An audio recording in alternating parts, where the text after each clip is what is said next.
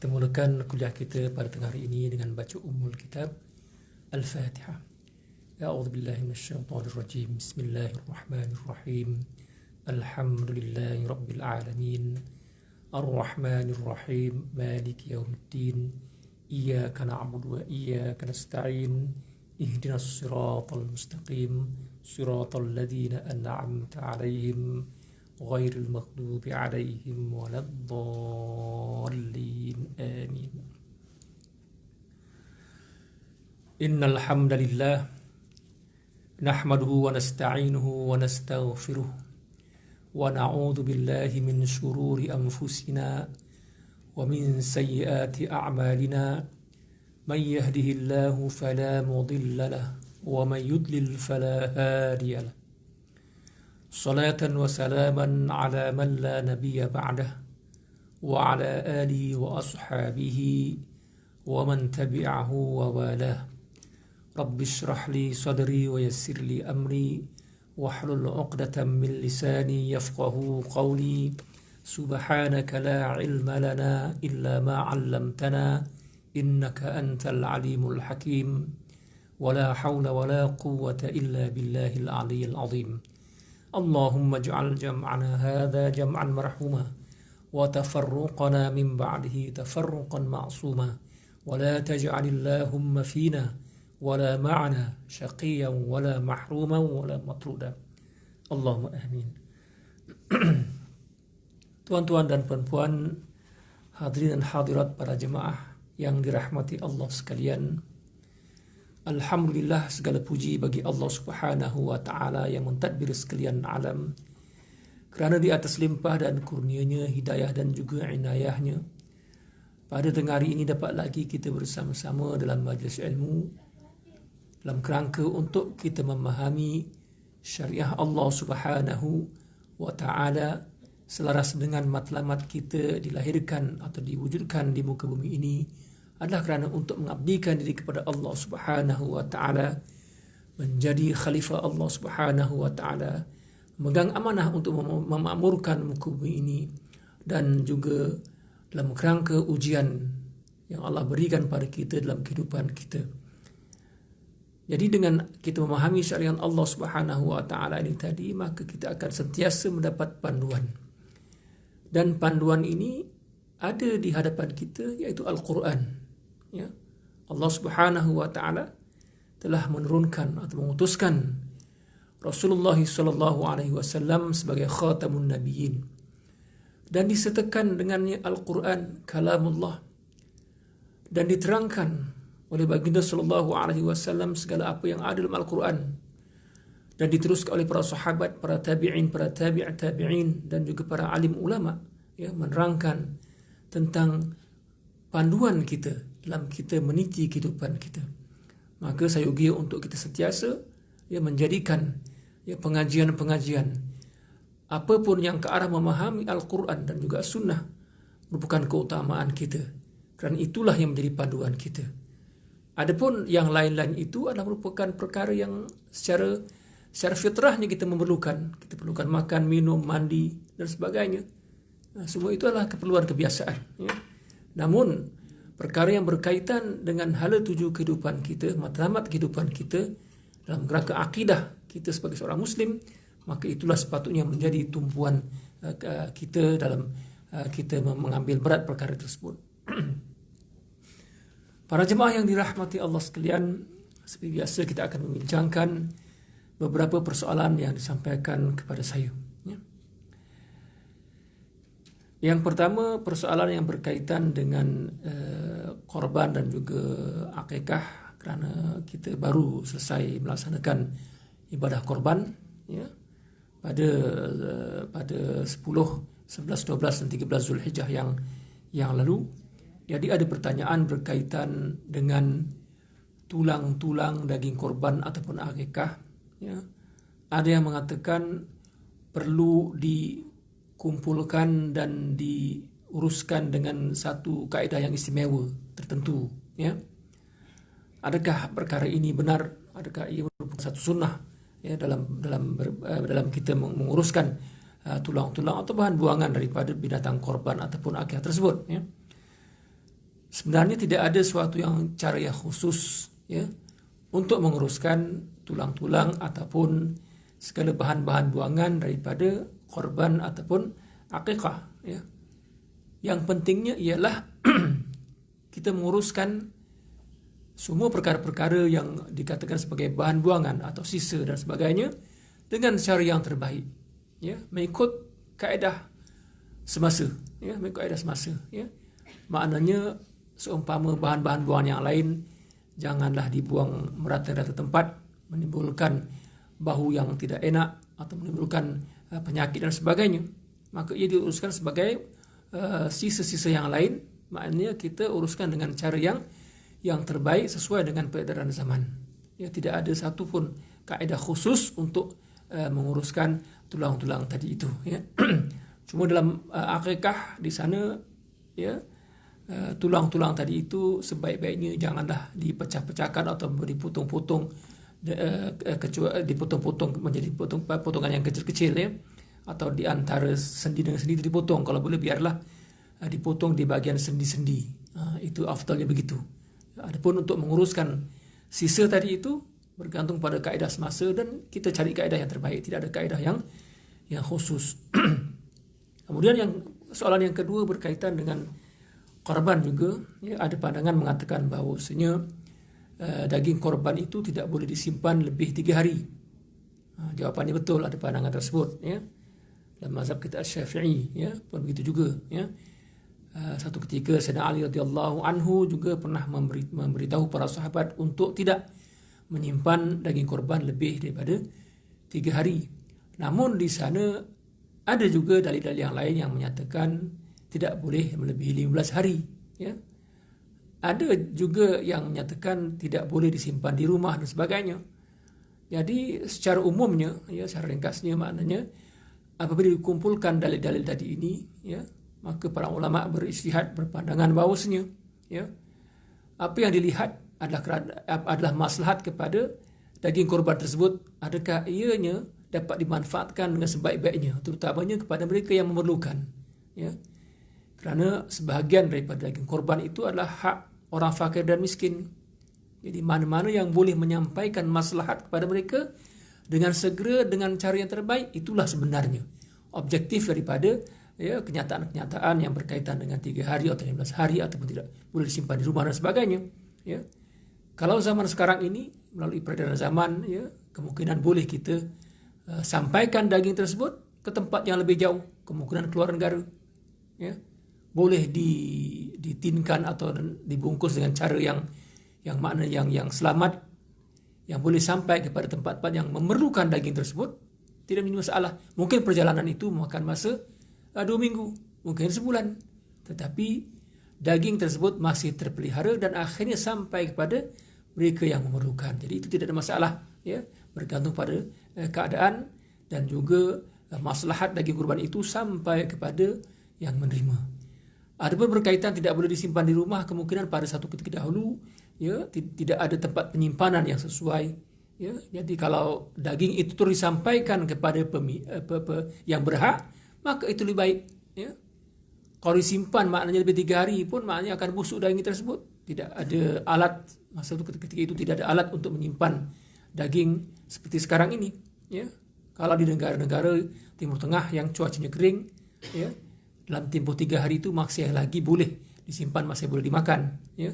Tapi kalau di cuaca seperti kita ni yang panas dan lembab ya, letak kat luar tu busuk, cepat busuk. Ini sebab busuk ya. Sebab itu kalau kita lihat, kalau kita pergi ke negara Timur Tengah seperti di Mekah, Madinah ataupun di Mesir, kalau ada binatang-binatang yang mati ya, bangkailah ya, kita tengok tu dia lambat membusuk dan baunya pun kurang ya, kering begitu saja ya.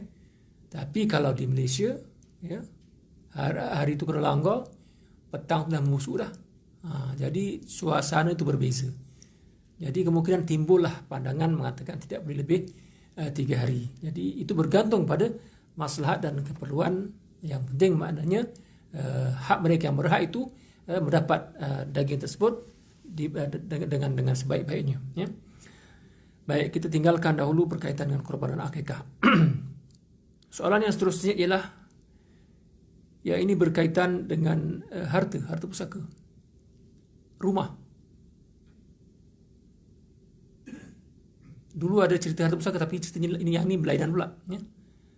Sebuah rumah ini harta pusaka dikongsikan oleh 6 beradik. Ya, maknanya warisnya itu 6 beradik lah. Warisnya hanya cuma ada 6 beradik itu saja, yang lain tak ada dah. Ya. Sebuah rumah dikongsikan 6 beradik. Ada laki, ada perempuan. Seorang daripada adik-beradik tadi ini tinggal di rumah tersebut.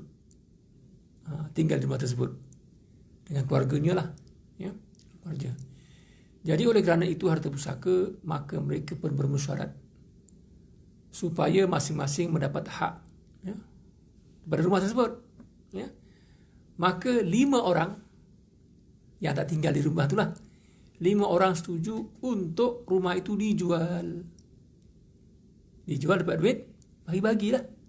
Ya, bagi-bagi. Ya, kau dapat 100,000 contohnya lah. Kalau 600,000 seorang 100,000, dia bagi sama rata, tak ada masalah. Ya, asalkan mereka bersetuju. Jadi 5 orang bersetuju untuk menjual rumah tersebut. Yang seorang yang tinggal di rumah tersebut tak setuju. Tak setuju. 5 orang setuju, seorang tak setuju. Dia 6 semua. Kemudian siapa yang akan membeli rumah tersebut? Yang akan membeli rumah tersebut ialah salah seorang daripada 5 tadi yang setuju. Salah seorang daripada 5 yang setuju nak jual tu, seorang sanggup membeli. Faham kan? Boleh kan? Boleh kan? 5 orang setuju nak jual, tapi bukan dijual pada orang lain. Maknanya dijual kepada yang 5 tadi. Maknanya seorang daripada itu akan membelilah. Jual maknanya ada yang belilah. Dibeli. Kemudian dibahagi-bagikan. Tapi masalahnya sekarang ialah, ya, kalau salah seorang daripada 5 tadi membeli pun, yang seorang tak nak jual. Yang tinggal di rumah tersebut tak nak jual, tapi nak duduk. Nak jual, tak nak jual, tetapi nak duduk. Maknanya nak manfaat rumah tersebut, tapi tak nak menjual. Jadi soalannya di sini dia kata, cuba Ustaz cadangkan penyelesaian. Cadangan penyelesaian. Jadi saya pun fikirkanlah cadangan penyelesaian. Ya. Kalau nak dikira segi hukum jual beli itu tak ada masalah. Kalau sudah jual lah. Salah seorang nak beli, belilah. Nak bahagi sama rata walaupun ada perempuan lagi, tak ada masalah. Kalau sepakat nak bagikan sama rata, kita tak menggunakan kaedah lidzakari mislu hadzil unthayain untuk lidzakar untuk lelaki, ya, waris lelaki, lidzakari mislu hadzil unthayain, maknanya bahagiannya seperti 2 bahagian perempuan. Kalau nak bagi sama rata pun tak ada masalah, mereka setuju dan redha mereka, tak ada masalah, boleh gunakan kaedah maknanya sama rata, ya. Tapi masalahnya sekarang seorang tak nak bergerak. Bila seorang tak bergeraklah. Jadi cadangkan bagaimana untuk menggerakkan perkara tersebut. Ya. Yang ini agak sukar sebab melibatkan manusia. Kalau dipaksa tak boleh juga, perbicaraan itu akan mengambil masa dan menjadi masalah. Sebab ada yang tak setuju, tak tanda tangan, tak setuju. Hakim tanya dalam perbicaraan besar kecil itu tak setuju, akan jadi masalah. Jadi saya cadangkan caranya ialah untuk supaya masing-masing dapat hak. Kalau boleh, pujuklah yang seorang itu supaya menjual. Tapi tak apalah tinggal di rumah itu. Yang antara 5 orang tadi itu adik-beradik mereka juga. Benarkanlah tinggal di situ. Tapi bayar sewa lah. Bayar sewa. Dah dapat duit contohnya 600,000 kan. Dia jual juga 100,000, dapat 100,000 kan. 100,000. Kemudian duduk situ, bayarlah sewa. Ya. Sewa tu dengan adik-beradik itu kalau boleh biarlah yang kata orang rahmatan lil alamin. yang maknanya ada belas kasihan lah. Mungkin sewanya itu ada diskon dan sebagainya. Tujuan untuk memujuk kan, untuk memujuk supaya bergerak benda itu. Ya, supaya masing-masing dapat hak. Yang 5 orang tadi pun selesai, yang dia pun selesai. Jadi ke-6 tadi dapat hak. Sewalah, ya. Ataupun gunakan kaedah yang lain, sewa beli. Sewa tapi beli. Kan kita beli rumah, kereta, mungkin di bawah akta sewa beli. Kita bayar sewa bulan-bulan, akhirnya bila dah ada cukup amount tu, kita akan dapat milik akan dipindahkan pada kita. Jadi mungkin kalau dirasa rugi, rasa sukar dipujuk, gunakan kaedah itu. Mungkin akan tertawan hatinya. Tak apa, saya bayar sewa, kemudian sampai amount tertentu, milik saya. Pun boleh juga. Ataupun kemungkinan untuk menjamin supaya iltizam ataupun disiplin membayar bulanan tadi itu, mungkin boleh menggunakan pihak yang ketiga, institusi keuangan. Ya. Jadi di situ dia akan bayar dengan institusi keuangan. Ya, maknanya institusi keuangan tadi akan berakad jual beli dengan si penyewa tadi itu, dengan mengikut akta sewa beli seperti dia beli kereta atau beli rumah yang lain, ya, dengan harga yang berpatutan, yang maknanya harga-harga yang memujuk lah, harga-harga yang boleh diistilahkan sebagai memujuk. Itu sebab bila timbul keadaan seperti ini biasanya akan bertelagah, ya, dan macam-macam lah. Kalau ditekan-tekan pun akan hubungan pribadi jadi tidak baik dan sebagainya. Mungkin boleh dengan cara seperti itu. Kalau cara itu tidak boleh diterima juga, itu saya tak boleh buat apalah. Jadi yang bertanya itu saya tak boleh buat apalah. Dah orang tu tak nak bergerak, ya, macam tu je lah. Kalau nak dapat pahala besar, bagi je kat dia, bagi kat adik-beradik dia tu. Boleh, kalau nak apa hadiahkan ke apa ke, kau nak pahala banyak lah, ya. Jadi benda tu berjalan. Itu. Wallahu alam, itu berkaitan dengan isu rumah yang dikongsi oleh 6 orang. Ya. Kemudian soalan seterusnya ialah berkaitan dengan konsep berkasih sayang dalam Islam. Berkasih sayang. Soalannya itu umum. Tapi sebenarnya kalau kita mengkaji dalam bab kasih sayang atau al-hub di antara kita umat Islam, ya, mungkin antara ahli keluarga, kejiranan, masyarakat, ya, dia bukan perkara yang kecil sebenarnya, rupanya perkara yang besar, ya. Apalagi kalau kita merujuk kepada sirah Rasulullah SAW. Kalau kita pandang hanya selapis, kita tak nampak, ya. Kita pandang 2-3 lapis, ya. Konsep kasih sayang yang Rasulullah SAW tanamkan kepada generasi pertama yang membangunkan Islam, yang mengembangkan dakwah. Kita kena fikir kat situ. Kita tak boleh fikir setakat kasih sayang sahabat baik dunia akhirat antara suami isteri dengan anak, setakat itu saja. Tidak, itu pandangan hanya selapis. Itu tidak melibatkan satu pandangan yang mempunyai satu wawasan yang besar, ya. Tapi Rasulullah SAW, kalau lihat daripada sabdaannya berkaitan dengan kasih sayang, praktis baginda SAW, para sahabat yang mempunyai sifat ithar, yang melebihkan saudaranya, ya, sehingga kisah yang masyhur ketika peperangan apa saya tak ingat, ya, yang mana ada sahabat yang kehausan dalam keadaan cedera parah, hampir nak meninggal dunia, hampir menuju kepada kematian. Bila sampai air dekat pada dia, tidak ada orang lain pula minta air, dia minta bagi dulu kepada yang lain. Maknanya isar, semangat melebihkan orang lain itu wujud hatta ketika dalam peperangan, dalam keadaan cedera parah, ya.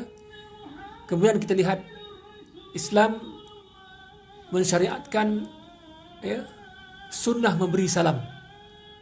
Assalamualaikum. Kamu tepuk tangan. Assalamualaikum tu, ya. Ya. Ala adullukum ala syai'in idza fa'altum tahabbtum, kata Rasulullah. Adakah tidak aku nak tunjukkan pada sesuatu benda yang kalau kamu buat maka kamu akan berkasih sayang. Ini zaman permulaan perkembangan dakwah Islamiyah, ya. Apa dia? Afsus salam bainakum. Sebarkan salam di kalangan kamu. Yang kenal tak kenal bagi salam. Assalam, peace, aman. Itu maknanya cukup besar. Dan dia nama Allah Subhanahu wa taala, ya. Dan ini dipraktiskan oleh para sahabat dan seterusnya mereka yang mendukung Islam. Dan dengan kasih sayang tadi inilah sebenarnya teras kepada kekuatan Islam. Kejayaan Islam, ya, daripada zaman di Mekah kemudian ke Madinah, meningkatkan hubung jalin persahabatan, ya, kasih sayang di antara Muhajirin dan Ansar. Dan seterusnya Islam itu berkembang besar menjadi satu empire yang besar, menguasai dunia. Semua itu adalah merupakan berdasarkan teras kasih sayang. Maknanya kasih sayang ini bukan hanya dipandang dari skop yang kecil saja. Oh, ibu sayang anak, anak sayang ibu. Bukan sekat itu saja. tapi ia adalah bukan trust kepada kekuatan umat Islam. Maknanya kalau orang meniaga tu kita ada modal kan, niaga ada modal. Macam seolah-olah kasih sayang itu modal untuk dakwah Islam, modal untuk apa? Kukuhnya Islam, untuk kuatnya Islam itu. Ya, maka kita lihat kasih sayang itu bukan sekadar hanya kasih sayang di antara dua insan dan sebagainya, tapi secara yang lebih meluas, dan dia merupakan satu yang strategik. Kalau dalam perjuangan satu yang strategik, menjalinkan kasih sayang ukhuwah di kalangan Islam, maka ia adalah merupakan satu benda yang strategik yang perlu dilaksanakan. Maka apabila kita fikir begitu, kalau kita fikir begitu, faham begitu, maka kita akan lihat bahawa kasih sayang dalam Islam tadi ini mempunyai tempat yang cukup besar. Seumpama dakwah, mengajak orang yang bukan Islam untuk memeluk agama Islam. Kalau orang yang tidak faham konsep dakwah tadi ini akan memandang itu perkara yang kecil sahaja, tak apa, ada perkim, setakat itu cukuplah, ya. Tetapi sebenarnya dakwah mengajak orang yang bukan Islam kepada Islam itu merupakan satu strategi besar dalam membina kekuatan umat Islam. Cuba anda bayangkan, ya, anda bayangkan. Kita merdeka sampai sekarang dah berapa tahun dah? 67? Dah berapa 60 tahun? Dah merdeka dah, lama dah, ya. Bayangkan kalaulah orang-orang yang bukan beragama Islam di Malaysia tadi ini telah kita berjaya untuk mendakwah mereka, sehingga maknanya separuh paling kurang mereka memeluk Islam. Maknanya bangsa Cina yang kebanyakannya tidak beragama Islam, separuh masuk Islam. Bangsa India begitu juga, separuh telah masuk Islam. Penduduk asal begitu juga. Maknanya jadikan dakwah ini satu strategi untuk menjadikan ummah ini kuat. Maka akan selesai segala masalah. Masalah ekonomi Melayu tak Melayu pun tak ada masalah dah. Mereka yang mahir dalam bidang ekonomi dah masuk Islam, jadi ekonomi orang Islam. Contohnya seperti Abid Liu. Kita lihat kan bagaimana dia seorang mu'alaf yang masuk Islam. Oleh kerana mereka ni bangsa yang bijak berekonomi, yang memahami selok belok ekonomi, tahu margin keuntungan sebanyak mana, apa semua, mungkin banyak jaringan, maka dia boleh buat sesuatu yang orang Islam asal di Malaysia ni tidak boleh buat. Contoh. Jadi keuntungan itu pergi kepada umat Islam. Jadi kalau kita pandang selapis saja tentang dakwah tadi ini, perkara macam salah kita dakwah tak ada benda. Tapi sebenarnya itu merupakan suatu perkara yang besar. Sebab itu Rasulullah diutuskan ke muka bumi ini kerana untuk berdakwah. Maka dakwah itu menjadi satu strategi yang amat besar sekali. Termasuklah juga tadi kasih sayang. Kalau kita pandang selapis saja, maka kita tak nampak kasih sayang itu perkara yang kecil biasa. Tapi sebenarnya kasih sayang itulah yang membina kekuatan umat Islam. Dan inilah yang kita kurang sebenarnya. Kita kurang. Kadang-kala yang menyedihkanlah, saya pun nak komen jugalah. Kadang-kala yang menyedihkan di kalangan mereka yang mendukung Islam, maknanya di kalangan ulama mereka ataupun di kalangan asatizah mereka pun kadang-kadang soalan macam tidak ada kasih sayang, ya, berlaku perbalahan dan sebagainya, tuduh menuduh dan sebagainya, ya, antara ustaz dengan ustaz, mungkin berlainan aliran, seolah-olah percakapannya itu ataupun, ya, keadaannya itu seperti berpatah arang, berkerotan dalam peribahasa Melayu, ya, tuduh menuduh, ini kesimpulan si anu tersesat dan sebagainya, dan macam-macam lagi. Kenapa tidak menggunakan model sirah Rasulullah SAW, para sahabat dan para ulama dahulu, bagaimana mereka ini sentiasa bermusyawarah, sentiasa mereka ini, ya, duduk bersama, ya, supaya tidak timbul fitnah di kalangan orang awam, di mana para asatizah atau ustaz-ustaz tadi ini bertelagah. Itu. Jadi ini selaraslah dengan ada satu soalan yang saya kira agak sensitif juga soalan ini, tapi benda ni dipersoalkan, ramai yang bertanya. Kemudian zaman internet ni, zaman canggih ni, apa yang berlaku di seberang memberi pengaruh pada yang berada di Malaysia, di negara jiran berlaku di Malaysia, dan dia benda tu berpusing seperti dalam satu kampung yang kecil, ya, dalam beberapa semenjak 2 menjak tadi ini. Jadi soalannya ni ialah berkaitan dengan isu sekarang ni kan, isu Wahabi tak Wahabi kan. Biasa dengar kan? Keluar, kadang kita nak elakkan, keluar juga benda tu. Jadi agak suka orang bertanya kan. Kadang orang tuduh kena kita pula, kadang kena orang lain, kadang sahabat kita tiba-tiba masuk dalam grup WhatsApp, ini sahabat baik aku ni, apa pasal muka kena pangkah? Say no to Wahabi. Allah, bila pula kawan aku dikena tuduh macam ni pula. Ini kawan saya ni mengajar sebagainya. Dan kita kenal. Ya. Jadi kadang-kala itulah apabila tidak ada kasih sayang, tidak ada musyawarah, tidak memandang kasih sayang ini perkara yang kecil, ya, menyebabkan di kalangan orang yang mempunyai pendidikan agama tadi pun berpecah belah, tuduh menuduh dan sebagainya. Jadi untuk menjawab soalan itu yang saya bagi mukadimah, maknanya biarlah kita ada sifat toleransi dan kasih sayang. Kemudian kita ada disiplin sebagai seorang muslim, ya. Apabila kita nak menuduh seseorang, dalam Islam kan ada undang-undang, ada peraturan. Apalagi mereka yang mengaji syariah dan sebagainya, kan ada peraturan. Boleh ke tuduh orang lempar-lempar begitu saja? Atau lempar batu semenjangan? Boleh ke buat macam tu? Tak boleh. Tak boleh. Boleh ke menjatuhkan maruah orang? Tak boleh. Apalagi tuduhan itu yang berkaitan dengan sesat dan sebagainya, ya, tersasar dan sebagainya, melibatkan akidah dan sebagainya. Yang ini cukup tidak sehat bagi saya, cukup tidak sehat, ya. Jadi saya harapkan tuan-tuan dan puan-puan, apabila ada tuduhan-tuduhan yang dilemparkan dengan mudahnya begitu, tuan dan puan kena selidikilah dahulu, ataupun abaikan dahulu. Abaikan ataupun kita kena sabar, jangan gelojoh, ya. Kalau tidak nanti kita akan menuduh seorang atau buruk sangka pada seorang yang akhirnya kita akan menyesal, ya, akan menyesal dengan apa yang kita sangka yang sebenarnya itu satu sangkaan yang salah. Sabar dulu, jangan gelojoh. Kalau disiplin orang awam pun diterapkan masalah kasih sayang tadi ini, di kalangan para ulama begitu juga, ya. Dan disiplin dalam Islam dalam masalah menuduh dan sebagainya ini pun kita kena hindari menuduh dengan tidak tanpa fakta ataupun hanya melemparkan begitu saja, ya. Senang-senang jatuhkan maruah orang, maka insya-Allah umat akan sejuk dan akan damai, ya. Jadi kesimpulannya beginilah, ya. Ya, pasal benindah berlaku dan ini realiti. Masyarakat Islam tadi di kalangan para ilmuwan mereka, ya, para ilmuwan mereka ini ada di kalangan ilmuwan tadi ini mereka yang bekerja di institusi Islam seumpama JAKIM, seumpama Jabatan Agama Islam Negeri, ya. Mungkin ada NGOs Islam itu. Mereka sebagiannya penyelidik, sebagiannya mereka ini punya ilmu yang tinggi, pentadbir, menguruskan agama Islam, ya, dengan baik, ya.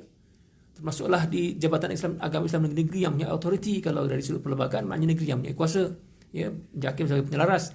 Tapi mereka semua ini berperanan untuk menguruskan hal ehwal Islam supaya ia harmoni. Surau harmoni, masjid harmoni, umat Islam dapat melaksanakan kehidupan sebagai seorang muslim, berumah tangga dan sebagainya dengan cara yang teratur dan baik. Urusan nikah kahwin mereka, ya, kalau boleh biar ekonomi mereka dan seterusnya.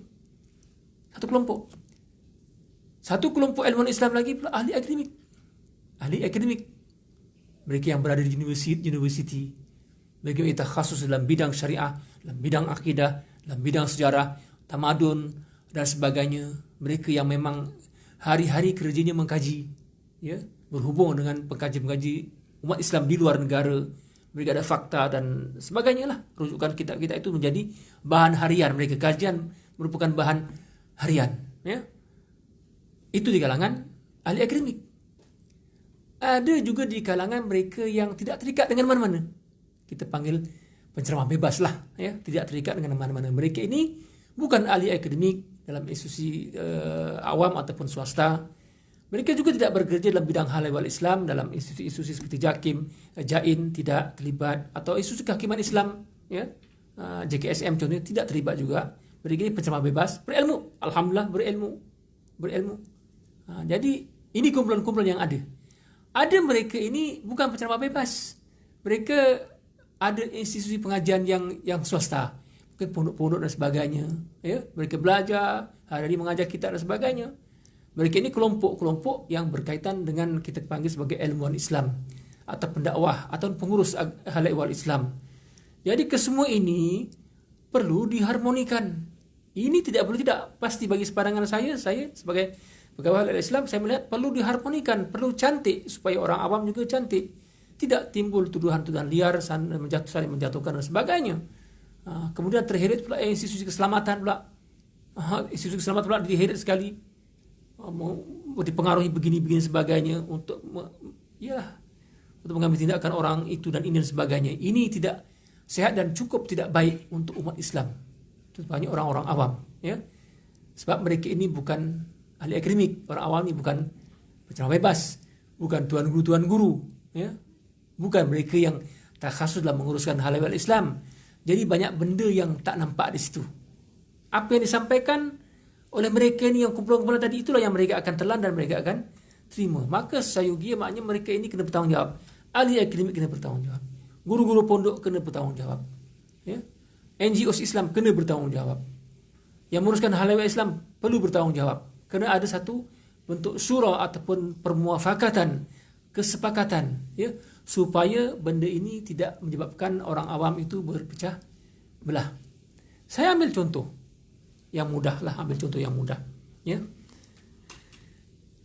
Seorang yang mungkin kita gelar sebagai ilmuwan Islam, ya, mungkin mereka mengaji di institusi pengajian pondok.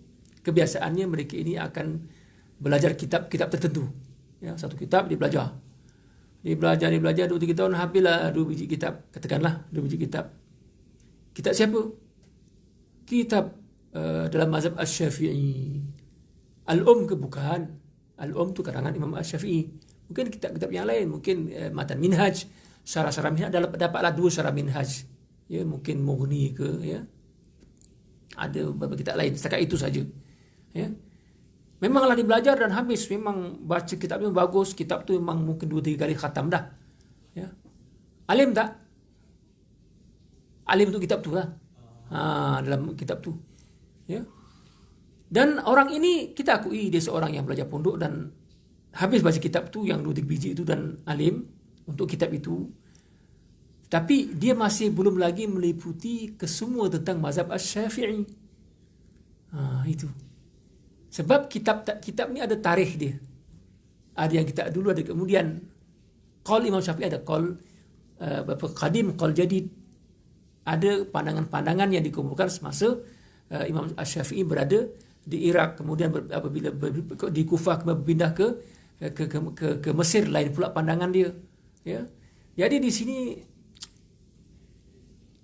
orang ini walaupun telah khatam beberapa kitab dalam mazhab Asy-Syafi'i, tapi bagi saya belum lagi meliputi. Ini pengalaman saya sendirilah. Pengalaman saya sendiri mengaji pondok. Belum meliputi segala ilmu yang ada ataupun pandangan yang ada dalam mazhab Asy-Syafi'i. Ya. Sebab dalam mazhab Asy-Syafi'i pun ada perselisihan. Di kalangan ulama Asy-Syafi'i sendiri ada perselisihan.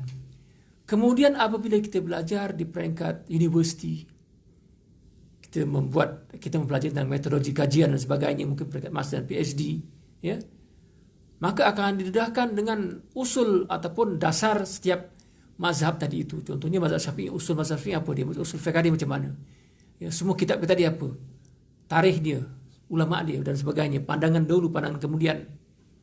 Perselisihan di kalangan ulama Asy-Syafi'iyah dalam satu masalah itu macam mana, ya, dibincangkan. Kemudian mungkin ada di tarjih ataupun dalam banyak-banyak perselisihan dalam mazhab Syafi'i ini ada yang pandangan yang dikuatkan. Itu. Jadi maka kita akan terbuka minda ke setapak lagi. Oh, begini rupanya, ya.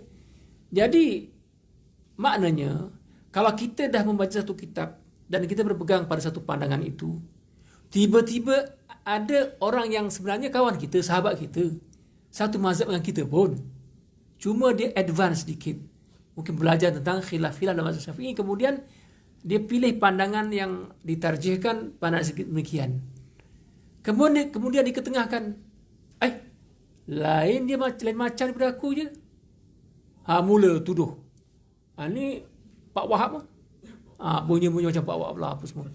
Ada macam-macam. Jadi sepatutnya jangan ngelojoh, jangan tuduh dulu, jangan ngelojoh.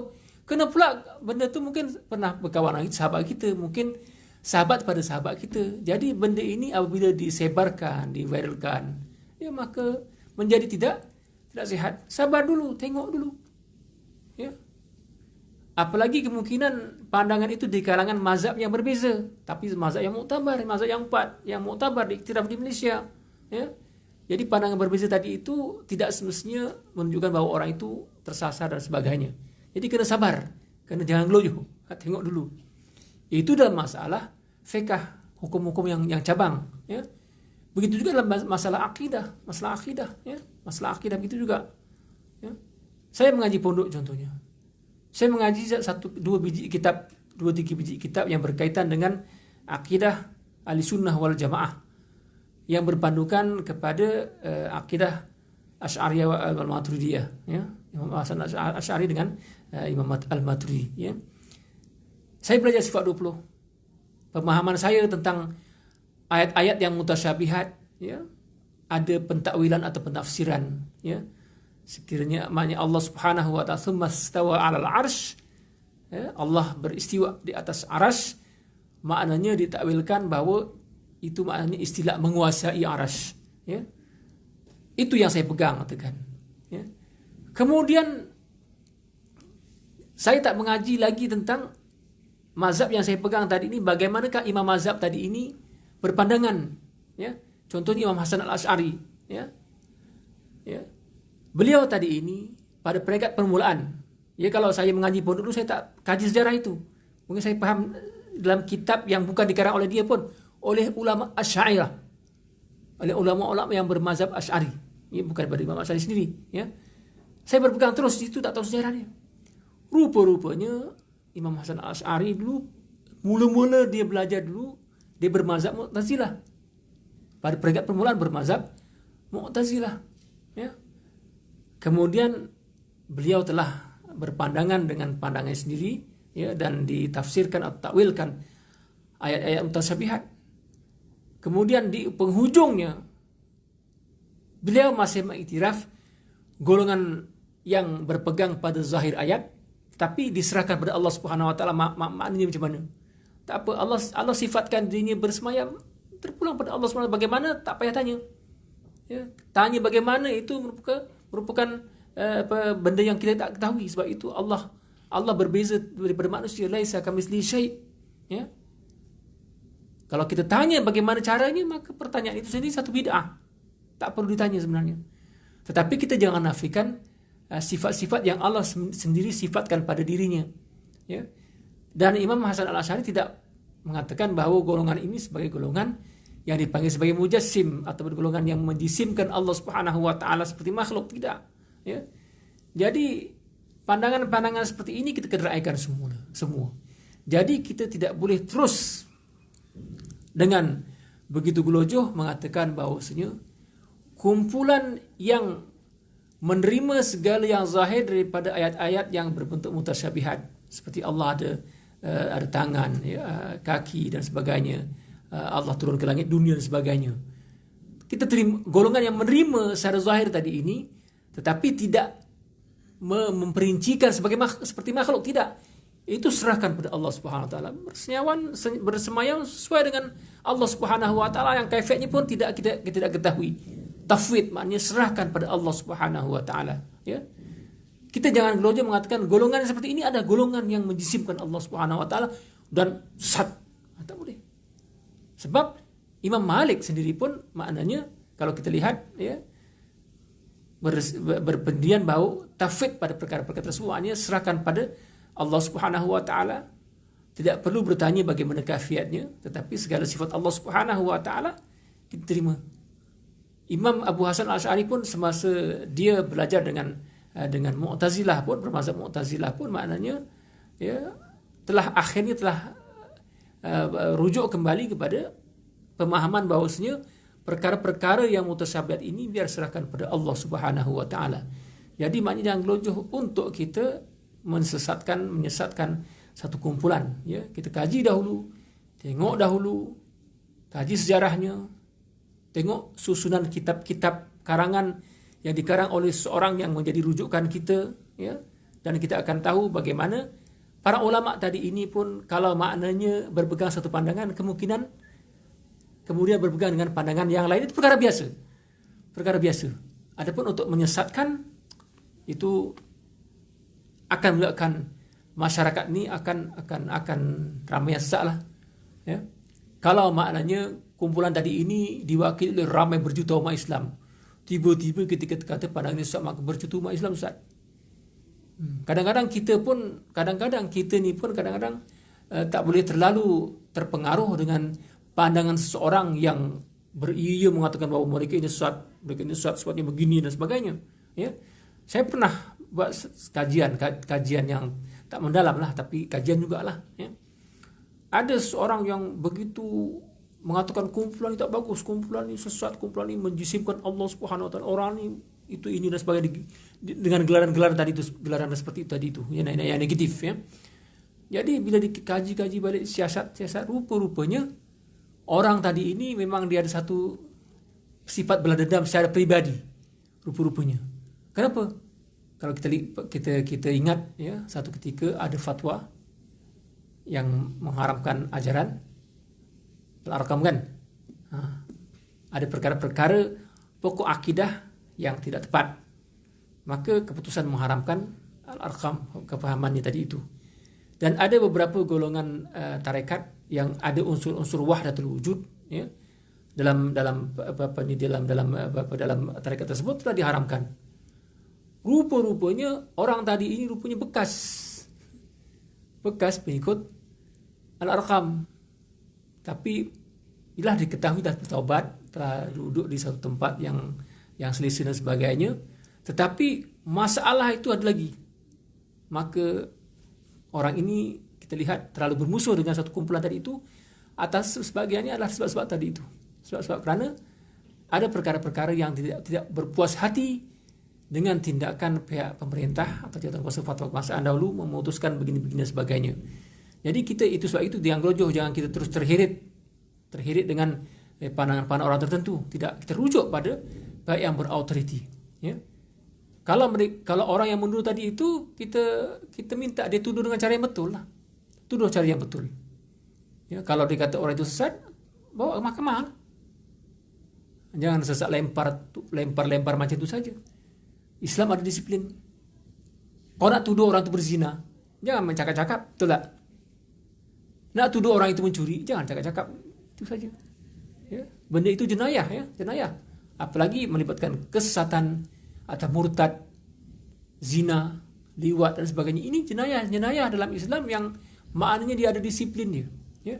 Nak menghukumkan seorang itu murtad, bukan sembarangan. Semua orang boleh menghukumkan begitu, tidak. Ada proses. Maka barang siapa yang menuduh itu dan ini sebagainya, minta orang itu keluarkan kenyataan dan keterangan. Kalau boleh biar benda itu dibawa ke mahkamah, ke mahkamah pengadilan, atau sekurang-kurangnya ada satu perbincangan yang walaupun tidak di mahkamah pun berbentuk secara resmi ya, supaya jelas, tidak hanya lemparan tuduhan sembarangan dan sebagainya. Maka ini salah dari sudut konsep Islam, apalagi kalau kita merujuk kepada konsep berkasih sayang di kalangan umat Islam tadi itu. Apalagi sekiranya ia di kalangan ilmuwan Islam, sepatutnya memahami kasih sayang yang sebenarnya. Kalau ilmuwan Islam itu tidak ada sifat kasih sayang ya, di antara mereka saling tuduh menuduh dan sebagainya ya, maka orang awam tadi ini kita tak boleh salahkan. Orang awam akan melemparkan persoalan-persoalan pada kita, persoalan-persoalan yang seperti ini ya, soalan seperti ini akan dilemparkan, yang menyukarkan untuk kita menjawab ya, sebab itu hanya lemparan-lemparan tuduhan dan sebagainya ya. Jadi kita haraplah untuk kita sebagai katakan orang awam, maknanya kita kena ikut juga disiplin Islam ya. Begitulah yang lebih aula untuk mengikuti disiplin Islam itu ya, mereka golongan-golongan ilmuwan Islam ya. Jadi saya harap ya, kalau ada tuduhan-tuduhan yang berbentuk jolokkan nama dan sebagainya, ini kumpulan ini begini dan sebagainya, kita kena tabayun dan kita perlu kena lihat dengan sebaik-baiknya, jangan kita gelojoh ya, sebab semua benda ini akan diadili di akhirat kelak ya.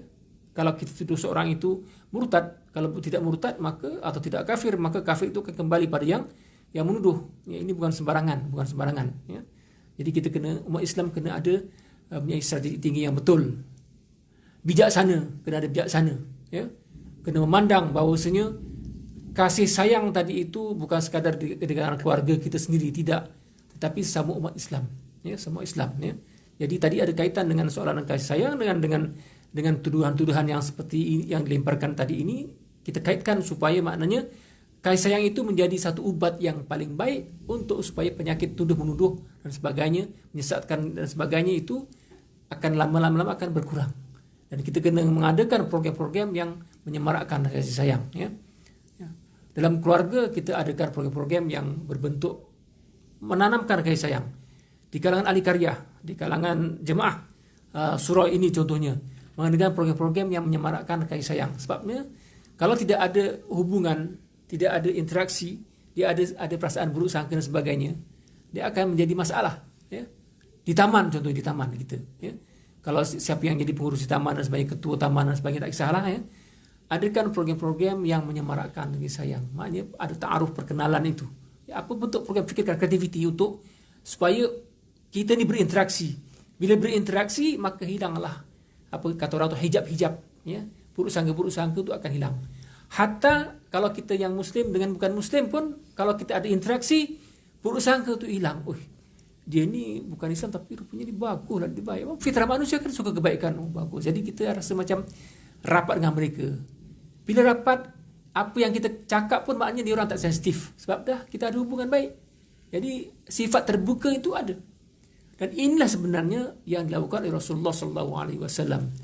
Dan juga para pendakwah yang berikutnya, yang menjaga Islam tadi itu, mereka sentiasa menerapkan usaha untuk mewujudkan kasih sayang. Jangan pandang kasih sayang itu hanya sekadar keluarga itu saja. Tidak.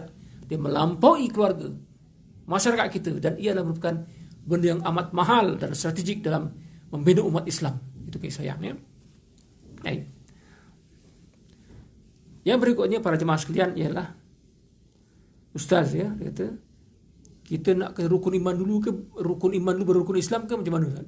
Rukun iman dulu baru rukun Islam ke macam mana? Mana dulu Ustaz, ya? Rukun iman dengan rukun Islam. Dia macam inilah, ya.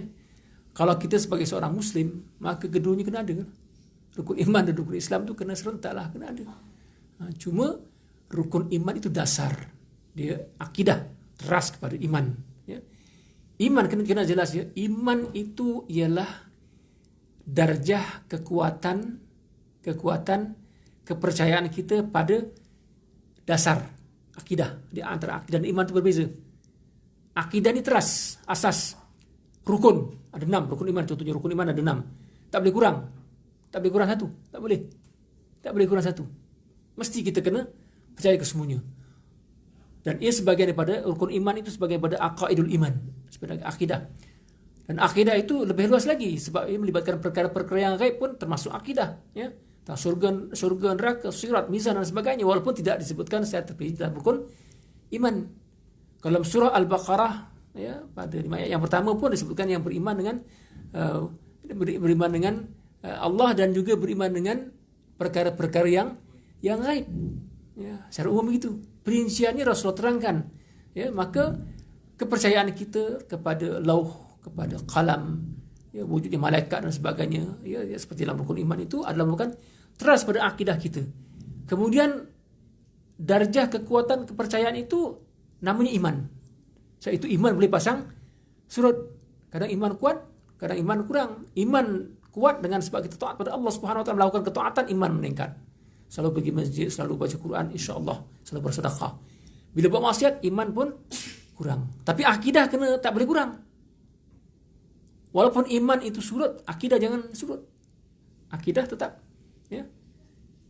Adakah kita boleh katakan bahawasanya orang Hindu juga beriman? Beriman, tapi beriman dengan akidah mereka. Iman dia dengan salah, benda yang salah tadi itu dia beriman padanya. Kita mesti beriman dengan dasar rukun yang kita ada. Itu. Jadi rukun iman, rukun Islam kena gabungan sekali sebab iman dan amal soleh kena sekali. Iman dan amal soleh kena sekali, ya. Maknanya seorang mukmin mengaku Islam, rukun iman dipercayai, dia kena solat. Wajib solat, dia kena mengakui bahawa solat itu wajib. Cuma dalam masalah pelaksanaan perkara-perkara cabang dalam Islam, ia dipanggil fiqh ni, dipanggil bab cabang, ya, seperti solat, puasa, zakat dan sebagainya. Dipanggil al-ahkam al-far'iyah, ya. Cuma kalau mereka yang meninggalkan, contohnya tak bayar zakat, itu dipanggil asi. Kita sebagai pendukung ahli sunnah wal jamaah, mereka yang meninggalkan solat asi, mengakui solat wajib tapi dia malas, tinggal. Itu orang yang asi, melakukan maksiat, dosa, wajib qada.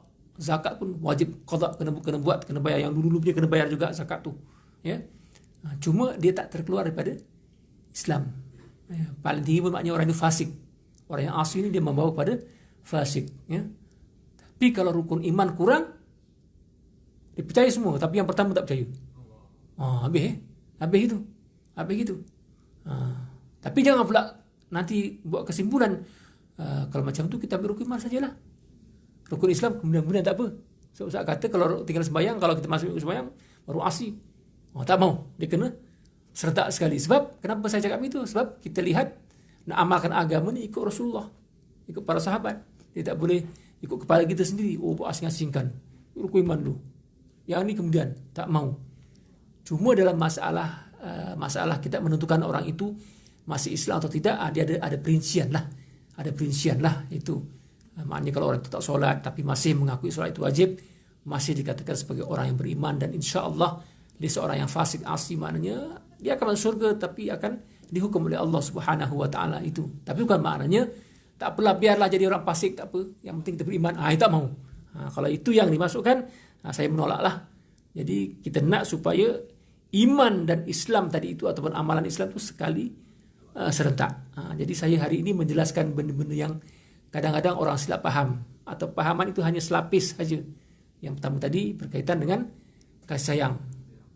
Faham kasih sayang itu maknanya yang lebih luas, dalam konteks yang lebih luas, konteks dakwah Islam. Ya. Itu juga dalam masalah pelaksanaan rukun iman dan Islam. Ya. Kemudian masalah berkaitan dengan tuduhan-tuduhan perpecahan, semua itu pun kita kena tangani dengan baik. Saya menyeru kepada orang awam, kepada saya sendiri, supaya kita jangan gelojoh dalam masalah. Kita nak menuduh seorang, menghukum seorang, biarlah maknanya kita tenang-tenang, dan kalau boleh benda itu diperbincangkan, dimusyawarahkan, itu lebih baik supaya ummah tidak gelisah. Wallahu alam. Ya, jadi untuk tengah hari ini setakat itu saja yang dapat saya sampaikan. Mudah-mudahan sedikit tadi akan bermanfaat. Ya, aqulu qali hada wa astaghfirullahal azim li wa lakum. Wassalamualaikum warahmatullahi taala wabarakatuh.